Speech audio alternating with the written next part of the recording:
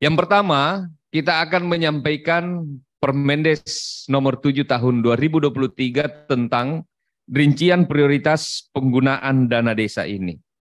Seperti yang saya kemukakan tadi, Ibu dan Bapak sekalian, ini adalah sebagai amanah peraturan pemerintah nomor 37 tahun 2023, di mana dalam peraturan pemerintah tersebut disebutkan bahwa rincian prioritas penggunaan dana desa disertai dengan petunjuk operasionalnya ditetapkan dengan menteri yang menyelenggarakan urusan pemerintahan di bidang desa, pembangunan daerah tertinggal dan transmigrasi. Dalam hal ini adalah Menteri Desa PDTT.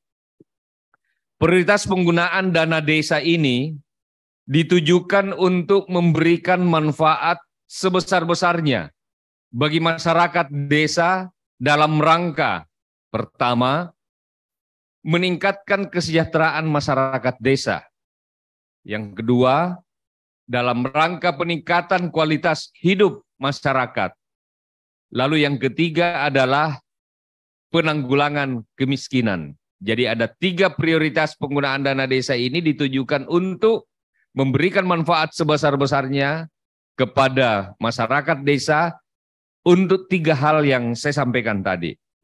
Kemudian dalam Permendes ini disebutkan bahwa penggunaan dana desa diprioritaskan untuk membiayai atau mendanai pembangunan dan pemberdayaan masyarakat. Ini tidak berbeda dengan PP sebelumnya. Jadi prioritas kalau dirunut-runutkan, ditarik ke atas, maka dana desa ini prioritasnya 2 hal, untuk pembangunan dan untuk pemberdayaan masyarakat. Dan harus diatur, harus diurus oleh desa berdasarkan kewenangan desa. Jadi kita kembali merefresh undang-undang desa ini, amanahnya adalah sesuai dengan kewenangan desa. Dana desa ini sesuai dengan kewenangan desa. Yang kedua adalah diarahkan untuk percepatan pencapaian tujuan pembangunan berkelanjutan, Sustainable Development Goals desa, SDGs desa. Nah, jadi dari 2 prioritas utama ini, yaitu pembangunan dan pemberdayaan, mari kita rinci satu persatu. Untuk pembangunan desa dilaksanakan melalui pertama pemenuhan kebutuhan dasar. Yang kedua untuk pembangunan sarana prasarana desa.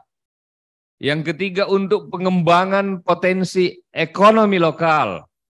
Yang keempat adalah untuk pemanfaatan sumber daya alam dan lingkungan secara berkelanjutan.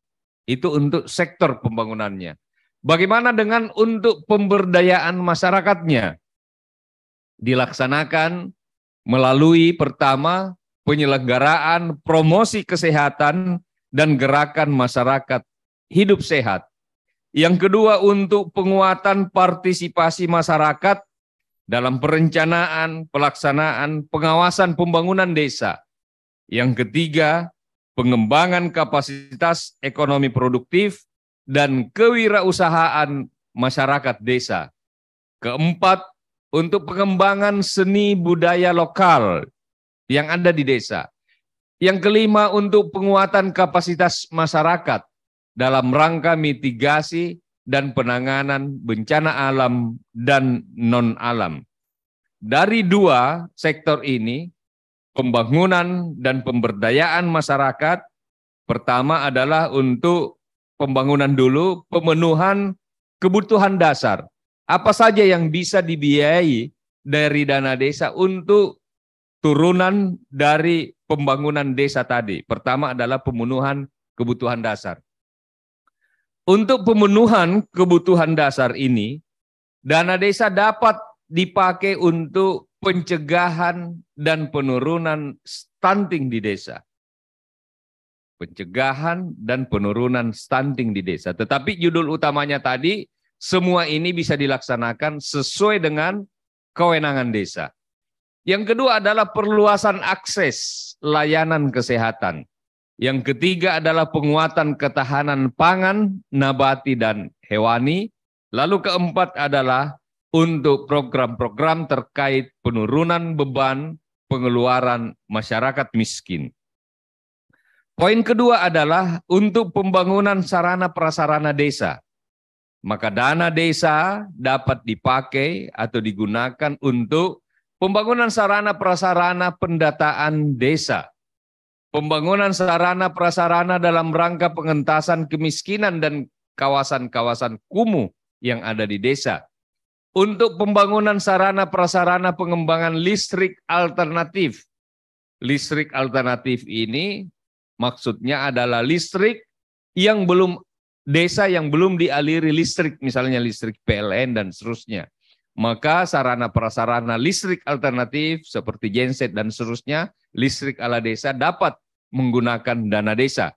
Pembangunan sarana prasarana transportasi, pembangunan sarana prasarana informasi dan komunikasi, pembangunan sarana prasarana dalam rangka peningkatan kualitas SDM desa, pembangunan sarana prasarana dalam rangka peningkatan keterlibatan masyarakat secara menyeluruh dalam pembangunan pemberdayaan masyarakat. Ini untuk kaum difabel contohnya. Pembangunan sarana prasarana dalam rangka mitigatif lokal. Dana desa dapat dipakai atau digunakan untuk pendirian, pengembangan, peningkatan kapasitas pengelolaan BUMDes, Badan Usaha Milik Desa, atau BUMDesma, Badan Usaha Milik Desa Bersama.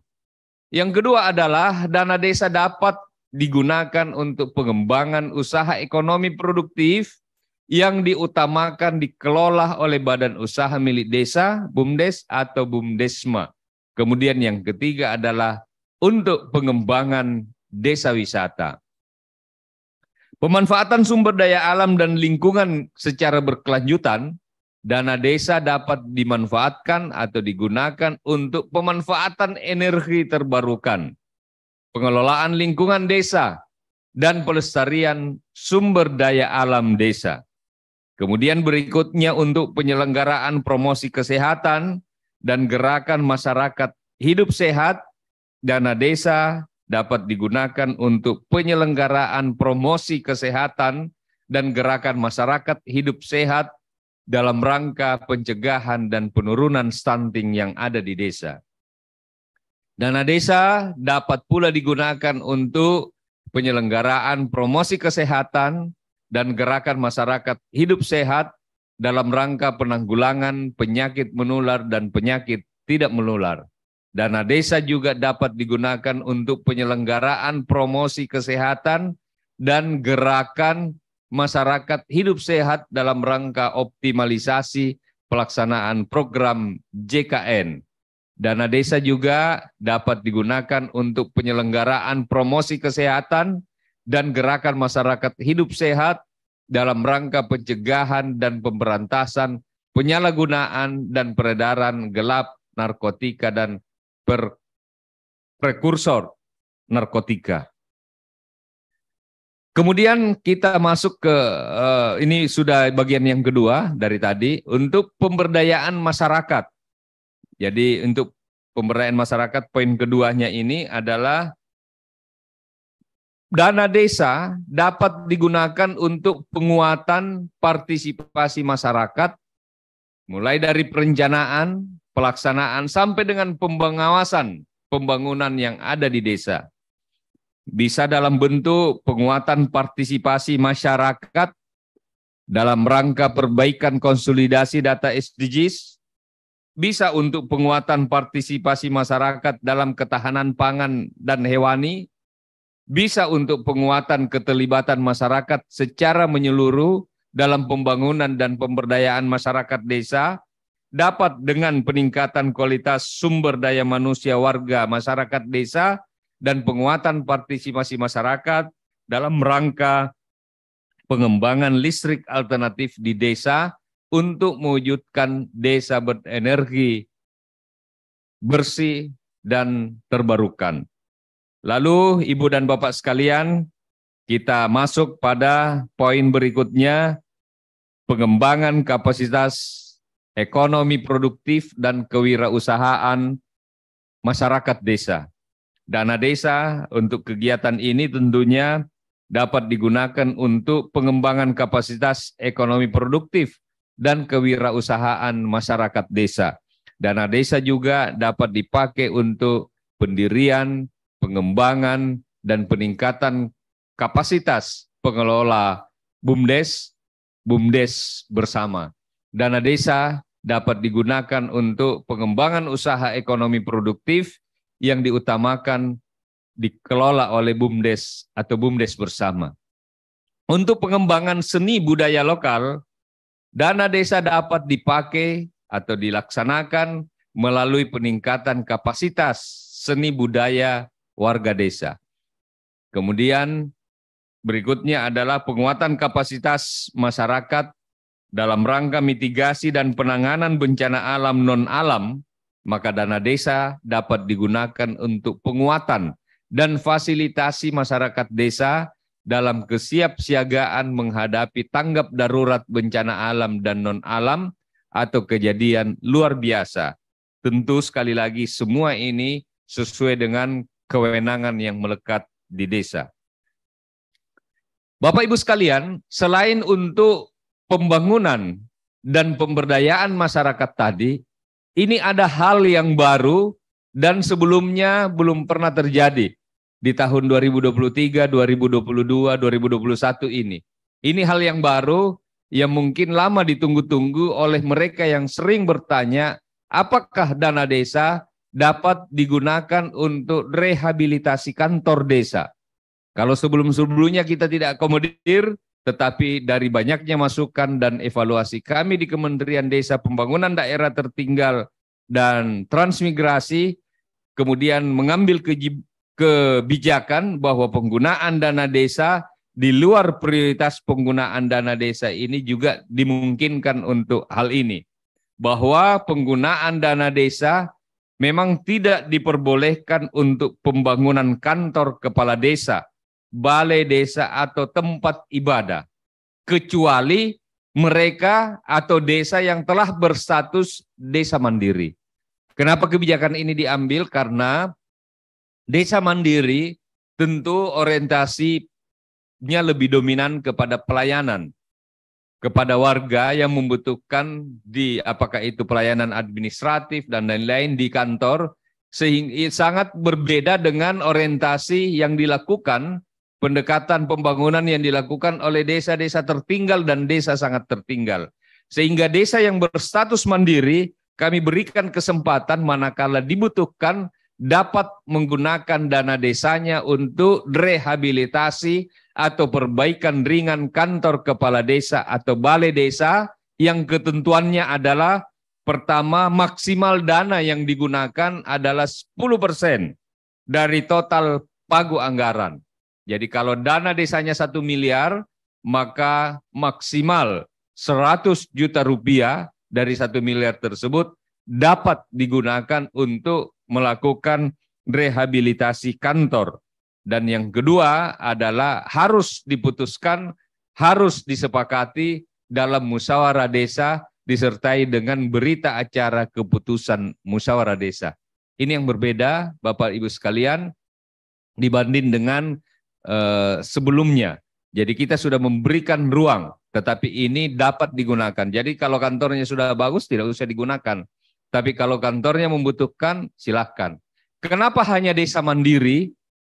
Mungkin akan ada pertanyaan seperti itu, maka jawabannya adalah ini sekaligus motivasi bagi desa-desa yang belum mandiri untuk segera berlomba-lomba melakukan pembenahan-pembenahan, perbaikan-perbaikan agar desanya juga bisa menjadi mandiri.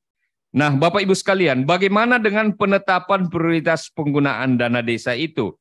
Tentu prosedurnya adalah harus melalui musyawarah desa RPJM desa, persiapan penyusunan rancangan RKP desa, penyusunan rancangan prioritas penyusunan rancangan RKP desa, penetapan rencana prioritas penggunaan dana desa, kemudian langkah berikutnya adalah penyusunan rancangan APB desa, lalu ada review rancangan APB desa.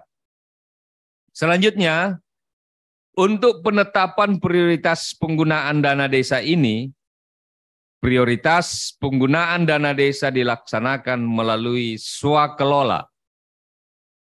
Catatan-catatan penting yang harus diingat adalah bahwa program atau kegiatan yang didanai oleh dana desa diutamakan dilaksanakan secara swakelola oleh desa untuk apa? Untuk mewujudkan kemandirian desa. Kemudian swakelola ini dilakukan dengan mendayagunakan semua sumber kekuatan yang ada di desa. Sumber daya alam, teknologi tepat guna, inovasi, sumber daya manusia yang ada di desa. Begitupun halnya dalam melaksanakan swakelola penggunaan dana desa ini, dapat juga melakukan pengadaan barang dan jasa sesuai ketentuan peraturan perundang-undangan tentang pengadaan barang dan jasa yang ada di desa. Berikutnya, bahwa kegiatan pengembangan kapasitas warga desa yang didanai oleh dana desa diutamakan dilaksanakan secara swakelola oleh pemerintah desa atau kerjasama antar desa dan dilarang dikerjakan oleh penyedia barang jasa. Poin terakhir, bahwa pelaksanaan kegiatan pengembangan kapasitas warga desa bertempat di desa tersebut. Nah, Bapak Ibu sekalian, di samping itu dalam Permendes ini kita juga sampaikan bahwa prioritas penggunaan dana desa ini diutamakan menggunakan pola padat karya tunai yang ada di desa. Pola padat karya tunai di desa ini difokuskan pada pembangunan sarana prasarana di desa atau pendayagunaan sumber daya alam secara lestari berbasis pemberdayaan masyarakat. PKTD ini prinsipnya adalah inklusif, partisipatif, transparan, akuntabel, efektif, ada semangat swadaya, swakelola. Kemudian bagi pekerja PKTD ini diprioritaskan untuk penganggur yang ada di desa, mereka yang setengah penganggur, perempuan kepala keluarga, PK, anggota keluarga miskin, atau anggota masyarakat marginal lainnya. Ketentuan yang diatur dalam Permendes ini, besaran anggaran upah kerja paling sedikit 50% dari biaya atau kegiatan PKTD dan pembayaran upah kerja diberikan setiap harian. Upah kerja paling sedikit 50% dihitung dengan ketentuan. Pertama, besaran anggaran upah kerja paling sedikit 50% dari total biaya per kegiatan yang dilakukan. Upah kerja paling sedikit 50% mencakup pembayaran tenaga kerja untuk mengangkut bahan material untuk bangunan, penyiapan lokasi bangunan, pelaksanaan kegiatan pembangunan. Jumlah tenaga kerja mencakup tenaga kerja ahli, pembantu tenaga kerja ahli, serta tenaga masyarakat desa setempat yang ditetapkan. Sedangkan besaran upah kerja dihitung berdasarkan batas bawah dan batas atas upah kerja yang ditentukan berdasarkan hasil musyawarah desa. Mengenai nilai batas atas upah kerja di bawah upah minimum provinsi, besaran upah dapat diatur lebih lanjut dalam peraturan bupati, wali kota, atau menggunakan hasil musyawarah desa yang mengacu pada sasaran tenaga kerja setempat. Jadi kalau tidak ada atau belum ada peraturan bupatinya, dapat menggunakan hasil musyawarah desa yang disesuaikan dengan sasaran tenaga kerja setempat. Disesuaikan dengan kondisi real yang ada di masyarakat. Untuk jenis kegiatan PKTD ini, kita pun sudah merinci. Pertama, untuk pertanian perkebunan untuk ketahanan pangan. Dana desa dapat digunakan untuk pemanfaatan lahan kosong milik desa untuk tanaman pangan, tanaman perkebunan. Dana desa dapat digunakan untuk pemanfaatan lahan kosong milik warga, untuk penanaman sayuran, dan lain-lain sebagainya. Dana desa dapat digunakan untuk penanaman tumpang sari tanaman pokok di lahan perkebunan, untuk perikanan, meliputi pemasangan atau perawatan keramba bersama, bagi hasil budidaya air tawar melalui badan usaha milik desa, BUMDes, BUMDesma. Juga dapat dana desa ini dipakai untuk membersihkan tempat pelelangan ikan, tempat penjualan ikan yang dikelola oleh BUMDes atau BUMDesma. Di sektor peternakan, dana desa dapat digunakan untuk membersihkan kandang milik BUMDes, BUMDesma. Penggemukan ternak bersama dengan sistem bagi hasil yang dikelola oleh BUMDes, BUMDesma. Kerjasama BUMDes, BUMDesma, dan peternak dalam pemanfaatan kotoran ternak untuk pupuk organik misalnya, juga dapat digunakan dari dana desa. Untuk wisata desa atau desa wisata, dana desa dapat dipakai untuk kebersihan tempat wisata yang dikelola BUMDes, BUMDesma. Bukan tempat wisata yang dikelola orang per orang atau yayasan atau perusahaan, tapi yang dikelola oleh BUMDes, BUMDesma. Juga dapat digunakan untuk kebersihan tempat kuliner yang dikelola BUMDes, BUMDesma dan membuka partisipasi warga untuk berusaha di lokasi wisata. Dana desa untuk perdagangan logistik pangan dapat digunakan untuk pemeliharaan bangunan pasar misalnya. Badan BUMDes, BUMDesma berperan sebagai agregator untuk membeli komoditas desa untuk dijual kembali di pasar yang lebih luas. BUMDes, BUMDesma bisa menggunakan talangan kepada petani dan pengusaha kecil untuk melakukan produksi.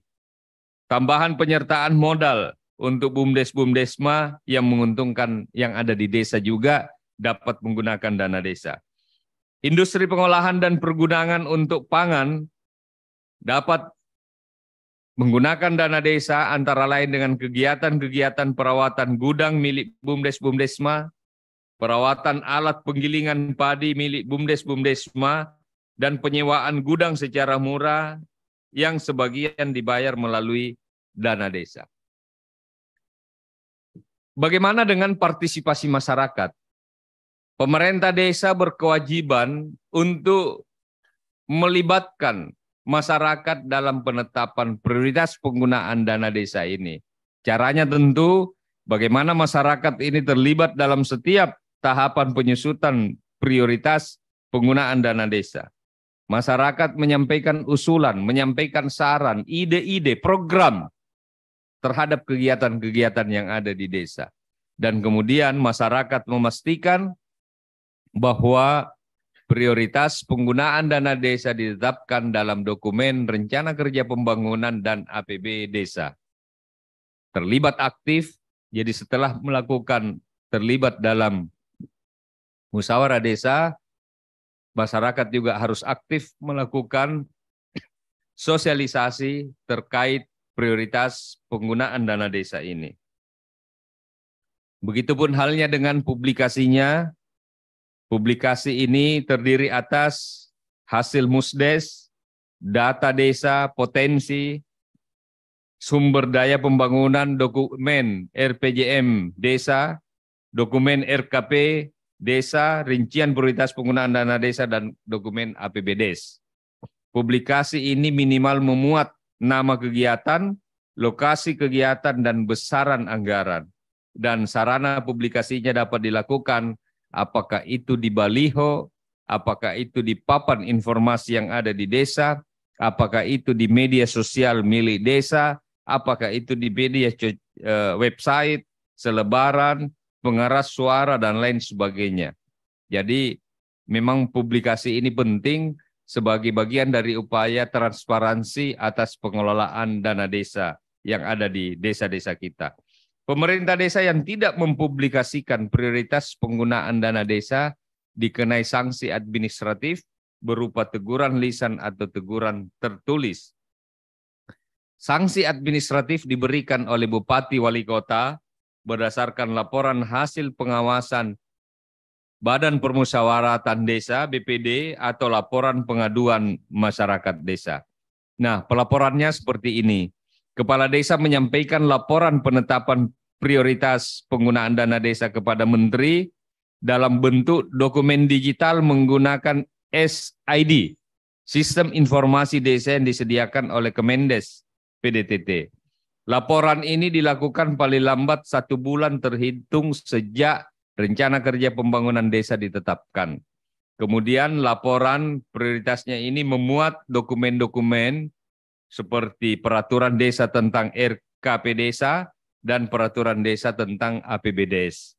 Bagi desa yang tidak memiliki akses internet sehingga tidak dapat menyampaikan laporan dalam bentuk dokumen digital, maka desa tersebut dapat melakukan pelaporan dalam bentuk fisik dengan difasilitasi oleh tenaga-tenaga pendamping profesional.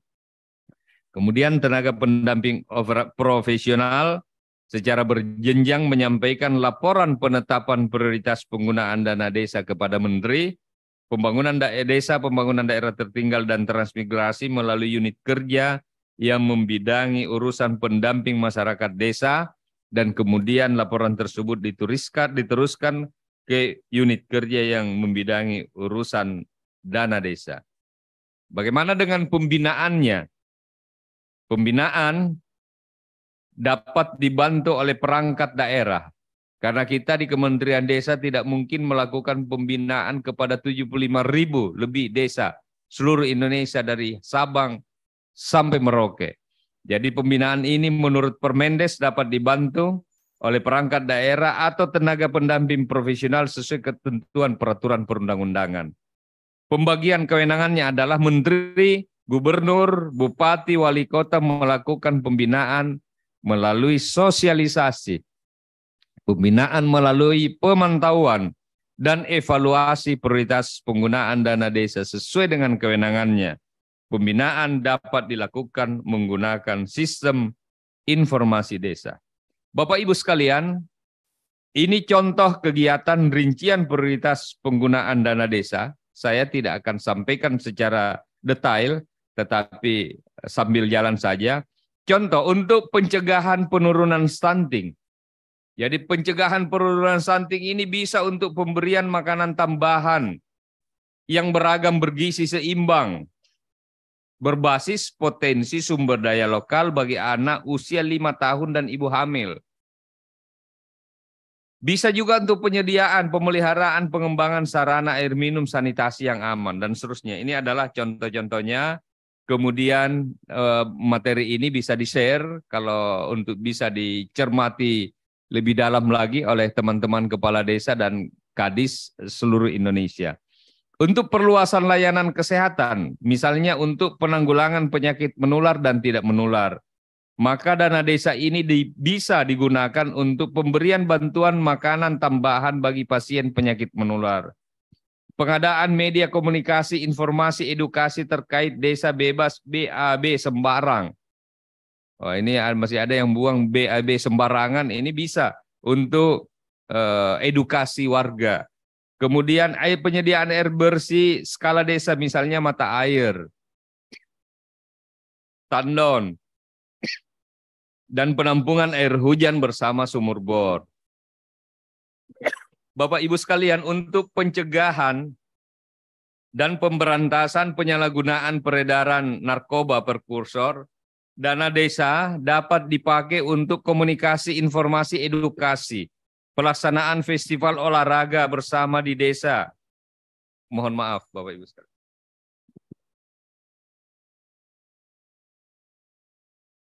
Bisa untuk kegiatan-kegiatan pencegahan dan pemberantasan penyalahgunaan narkoba.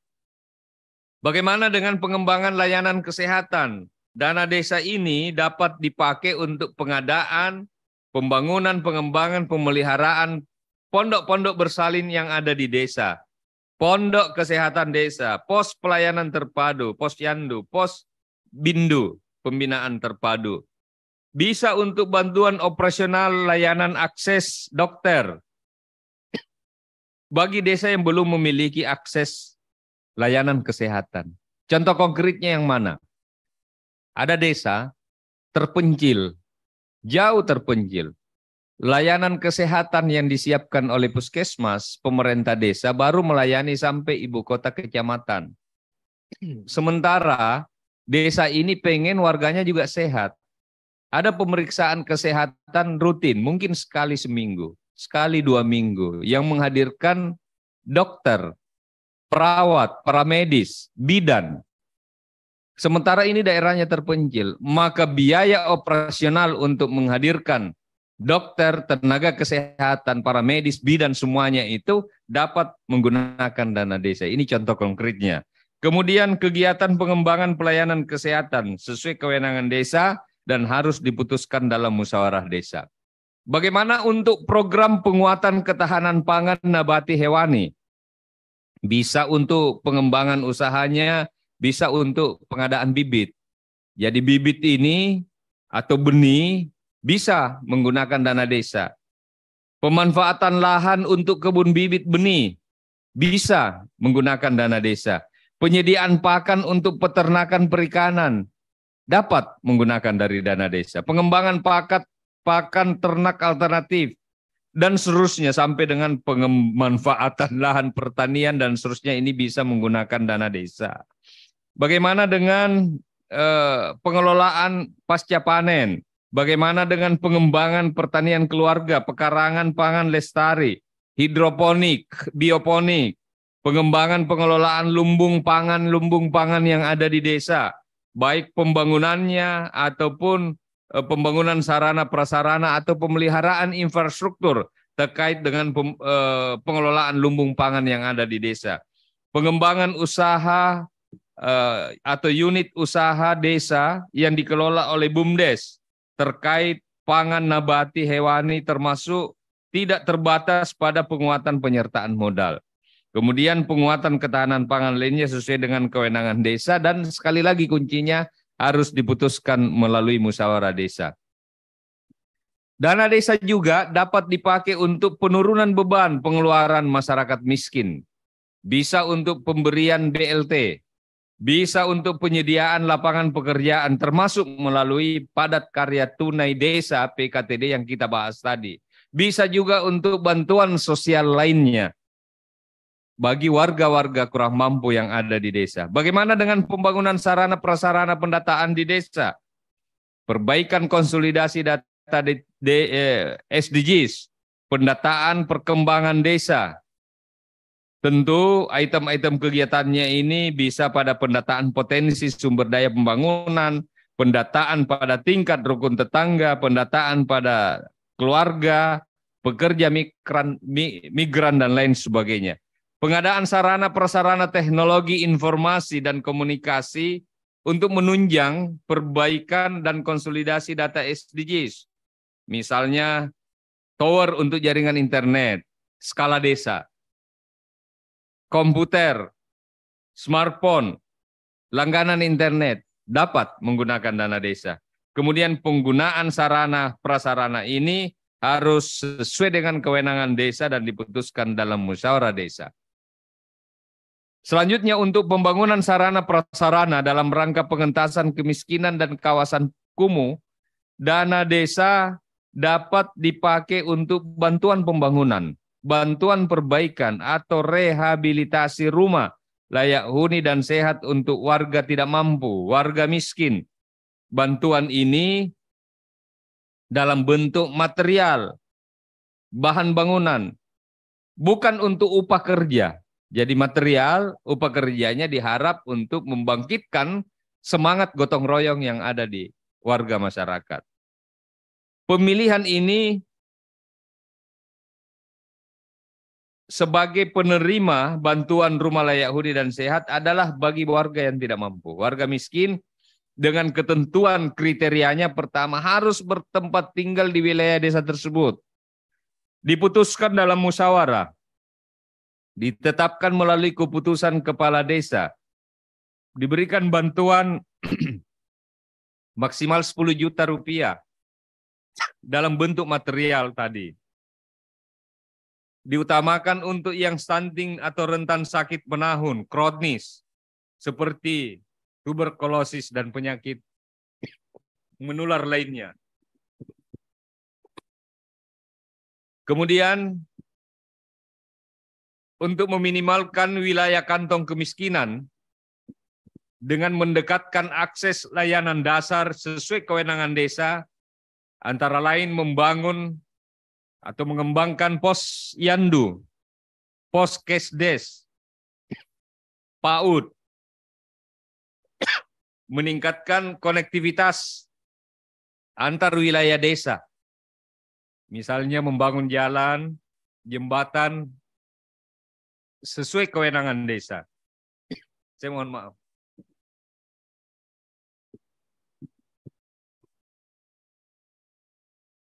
Mohon maaf Bapak Ibu sekalian, ini agak panjang materinya karena akan menyampaikan semua rinciannya.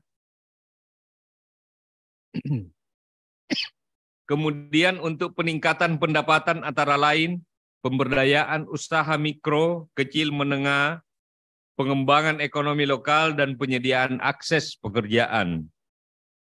Pembangunan, perbaikan, rehabilitasi, drainase, gorong-gorong, selokan, parit, box, slab culvert yang ada di desa. Pembangunan sarana prasarana dalam rangka pengentasan kemiskinan kawasan kumuh sesuai kewenangan desa dan diputuskan dalam musyawarah desa. Untuk pembangunan sarana prasarana pengembangan listrik alternatif, bisa dana desa ini dipakai untuk pembangkit listrik tenaga mikrohidro, untuk tenaga biodiesel, matahari, tenaga matahari atau panel surya,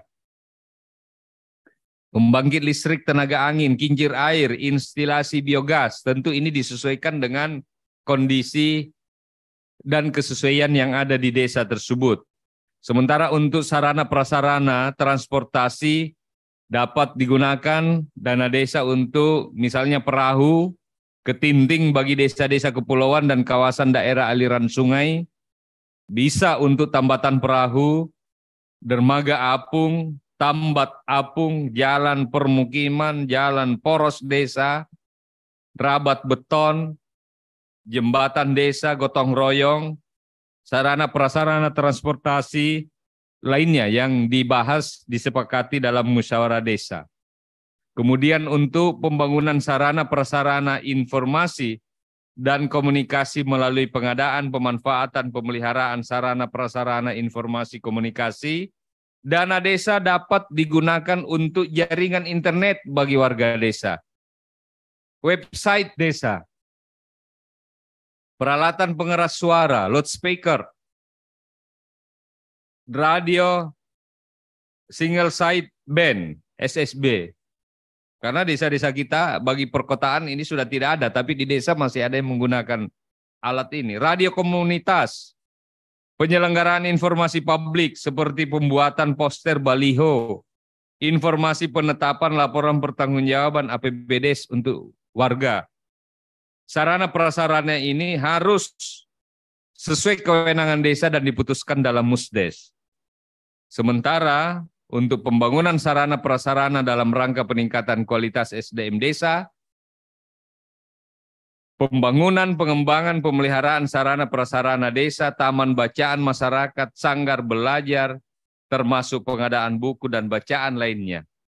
Dana desa juga dapat digunakan untuk pembangunan, pengembangan, pemeliharaan sarana prasarana pendidikan anak usia dini, termasuk buku, peralatan belajar, alat peraga edukatif, dan wahana permainan.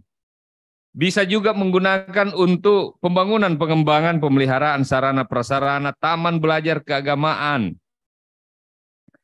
pembangunan, pengembangan, pemeliharaan sarana prasarana olahraga, keterampilan, adat atau budaya seperti taman seni, galeri atau museum desa, cagar budaya, dan lain sebagainya yang level-level desa.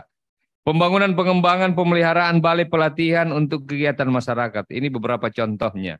Kemudian untuk pembangunan sarana prasarana dalam rangka peningkatan keterlibatan masyarakat secara menyeluruh dalam pembangunan pemberdayaan masyarakat, dana desa bisa dipakai untuk pendataan penduduk rentan, bisa dipakai untuk pemeliharaan fasilitas drama penyandang disabilitas, bisa untuk bantuan operasional penyelenggaraan musdes warga miskin, warga penyandang disabilitas, perempuan dan anak, bisa juga untuk pengembangan forum anak desa sebagai pusat kemasyarakatan dan wadah partisipasi warga. Kemudian untuk pembangunan sarana prasarana dalam rangka mitigasi penanganan bencana alam ini bisa untuk pengadaan, pengembangan, pemeliharaan sarpras.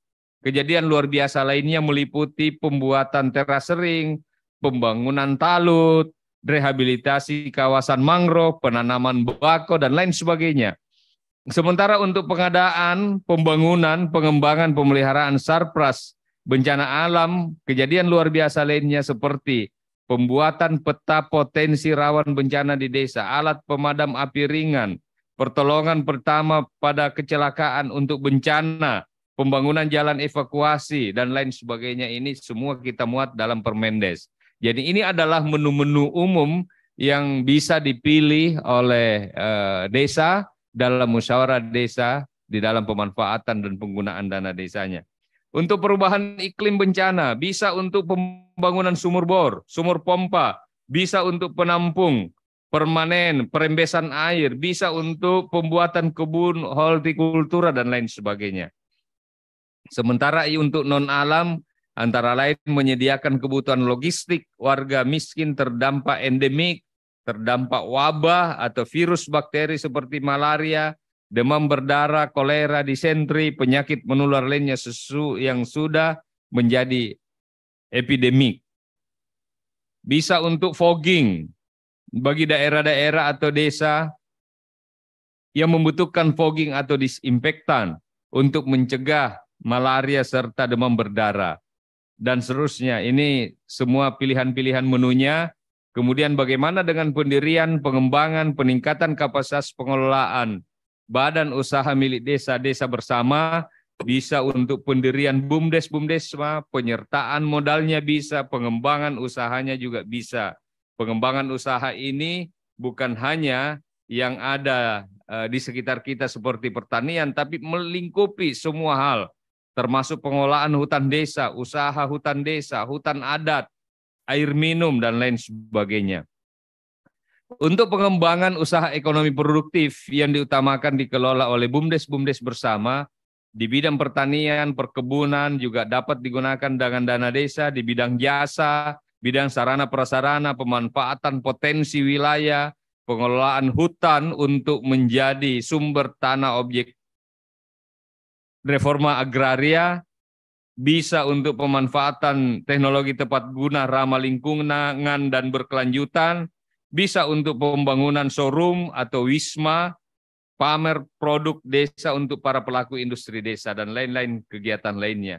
Untuk pengembangan desa wisata, dana desa ini dapat digunakan untuk pengadaan, untuk pembangunan, untuk pemanfaatan, pemeliharaan, seperti gazebo, pondok wisata, homestay yang ada di desa. Bisa juga untuk pengembangan investasi desa wisata, bisa untuk pengembangan kerjasama antar desa, dan sekali lagi ini harus diputuskan dalam musyawarah sesuai dengan kewenangan yang ada di desa. Pemanfaatan energi terbarukan, pengelolaan lingkungan desa, pelestarian sumber daya alam yang ada di desa juga dapat menggunakan dana desa sesuai dengan contoh-contoh yang ada di slide ini. Pencegahan dan penurunan stunting, bisa dana desa ini dipakai untuk pelatihan kesehatan ibu dan anak, bisa untuk penyuluhan, konseling gizi, peningkatan akses perlindungan sosial, upaya pencegahan perkawinan dini, pelatihan pangan sehat aman dan seterusnya, rembuk stunting, peningkatan kapasitas kader pembangunan manusia, dan lain sebagainya. Bagaimana dengan contoh untuk penanggulangan penyakit menular, penyakit tidak menular? Bisa dipakai untuk komunikasi, informasi, edukasi tentang perilaku hidup bersih, sehat, konsumsi gizi seimbang, dan lain sebagainya. Bagaimana dengan optimalisasi program jaminan kesehatan nasional? Ini yang banyak pertanyaan. Apakah dana desa boleh untuk premi BPJS? Pada kesempatan ini saya sampaikan bahwa dana desa untuk program jaminan kesehatan nasional ini tidak diperbolehkan untuk pembayaran premi BPJS kesehatan. Tapi yang dapat digunakan menggunakan dana desa ini adalah sosialisasi dan promosinya. Kegiatan kebijakan pelaksanaan ini, bahwa biar masyarakat paham betapa pentingnya ikut dalam BPJS. Advokasi pelaksanaan program jaminan kesehatan nasional. Kemudian yang kedua, untuk pencegahan pemberantasan penyalahgunaan peredaran gelap narkoba. Kegiatan keagamaan. Bisa anak-anak muda kita disentuh dengan pembinaan-pembinaan keagamaan untuk pencegahan penyakit narkoba ini, penyalahgunaan narkoba ini. Bisa untuk penyuluhan, bisa untuk sosialisasi, seminar tentang bahaya narkoba, dan lain-lain. Kemudian bagaimana dengan penguatan partisipasi masyarakat dalam rangka perbaikan dan konsolidasi dasar? Penguatan partisipasi masyarakat dalam ketahanan pangan nabati hewani, peningkatan kualitas SDM warga desa. Nah, Bapak Ibu sekalian, peningkatan keterlibatan masyarakat secara menyeluruh dalam pembangunan pemberdayaan masyarakat desa, juga dengan kegiatan-kegiatan seperti yang terurai ini dapat menggunakan dana desa. Penguatan partisipasi masyarakat dalam rangka pengembangan listrik alternatif. Kemudian pengembangan kapasitas ekonomi produktif kewirausahaan di desa. Pendirian, pengembangan, peningkatan kapasitas pengolahan BUMDes bersama. Begitupun halnya pengembangan usaha ekonomi produktif, mulai dari pelatihannya sampai dengan pelatihan e-marketingnya, pembuatan websitenya, dan seterusnya, ini dapat menggunakan dana desa. Pengembangan sosial budaya lokal, pelatihan penyelenggaraan kursus seni budaya, pelatihan alat musik khas daerah setempat, sebagai kearifan lokal desa masing-masing dapat menggunakan dana desa. Untuk penguatan fasilitasi masyarakat desa seperti kegiatan sosialisasi, pengetahuan, pemahaman masyarakat terhadap bencana alam juga bisa untuk bagian dari kegiatan-kegiatan pemberdayaan masyarakat. Bapak Ibu sekalian, sebelum saya mengakhiri paparan terkait Permendes tentang rincian prioritas penggunaan dana desa, mungkin Bapak dan Ibu para peserta sosialisasi bertanya, kalau saya katakan di awal tadi, sesuai amanah PP 37 tahun 2023 tentang pengolahan transfer ke daerah, ada 2 mandat yang diberikan kepada Menteri Desa. Pertama adalah Permen yang sifatnya jangka panjang, yang kita sosialisikan hari ini, tentang rincian prioritas penggunaan dana desa. Sifatnya jangka panjang. Yang kedua, Permen tentang petunjuk operasional atas fokus penggunaan dana desa yang sifatnya tahunan. Jadi kalau kita bahas sekarang berarti tahun depan, tahun 2024, sifatnya tahunan, sifatnya mandat, dan itu ditetapkan setelah penetapan Undang-Undang APBN. Lalu Bapak Ibu mungkin bertanya, bagaimana gambaran Permendes yang tahunan ini, yang 2024? Yang menurut saya tadi saat ini sedang dimintakan jadwal harmonisasi di Kementerian Hukum dan HAM. Ini hanya sifatnya mandatori dan mempertegas apa yang ditetapkan dalam Undang-Undang APBN. Biar tidak keliru dan bisa lebih cepat menyesuaikan untuk perencanaan yang ada di desa, maka izinkan saya untuk menyampaikan satu slide terkait rancangan Permendes yang saat ini kita mintakan harmonisasi di Kumham tentang petunjuk operasional atas fokus penggunaan dana desa tahun 2024, itu hanya 4 poin. Pertama adalah penanganan kemiskinan ekstrim berupa BLT, bantuan langsung tunai dana desa, paling tinggi 25% dari pagu dana desa. Pemerintah desa dapat menggunakan data pemerintah, maksudnya data pusat, apakah itu P3KE, sebagai acuan untuk menetapkan keluarga penerima manfaat BLT-DD. Ini saya mau memberikan penjelasan. Jadi tahun 2024 BLT-DD itu batasannya adalah paling tinggi 25%. Tidak ada lagi batasan minimal 10% seperti tahun ini. Ini sudah keputusan dalam Undang-Undang APBN yang dibahas dalam Banggar yang melibatkan Kementerian Desa, Kementerian Keuangan, Kementerian Dalam Negeri, Kementerian lembaga terkait. Jadi kesepakatannya adalah BLT untuk tahun 2024 maksimal 25%. Dan menggunakan data pemerintah pusat sebagai acuan. Maksudnya adalah data pemerintah pusat itu desa dapat menggunakannya sebagai acuan dengan melalui musyawarah desa. Jadi silakan musyawarah desa yang memverifikasi data tersebut. Kalau ada warga miskin tidak tercantum di data tersebut, maka silahkan warga tidak mampu tersebut dimasukkan dalam pendataan penerima BLT.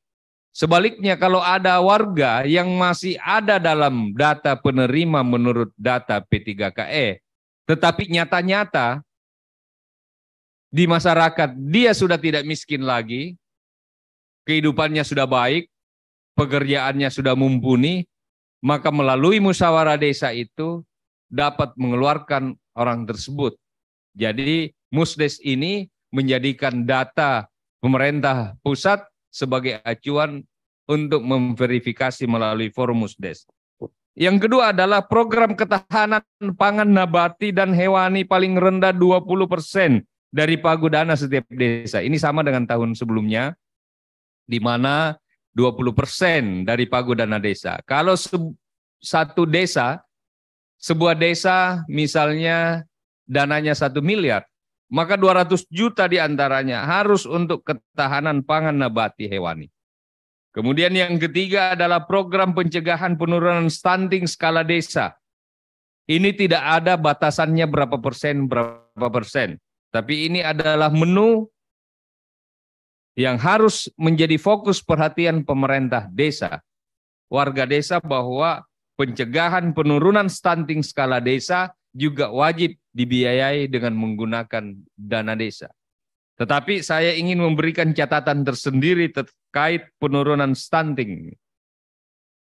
Tidak usah terlalu banyak rapat-rapat terkait stunting, tapi tidak pernah beli telur untuk warga yang rawan stunting. Jadi penggunaan dana desanya ini harusnya lebih pro kepada upaya-upaya nyata untuk penanggulangan, penurunan, pencegahan, dan penurunan stunting yang ada di desa. Yang keempat, program sektor prioritas di desa melalui bantuan permodalan BUMDes-BUMDesma, serta program pengembangan desa sesuai potensi dan karakteristik desa. Bapak Ibu sekalian, itu yang saya sampaikan terkait Permendes tentang rincian prioritas penggunaan dana desa, yang sekali lagi Permendes ini berlaku untuk jangka lama dan kemudian dalam waktu yang tidak lama lagi akan kita munculkan lagi satu Permendes yang membahas fokusnya untuk 2024 nanti, sifatnya tahunan, yang tentu menyesuaikan dengan Undang-Undang APBN yang sudah terbit.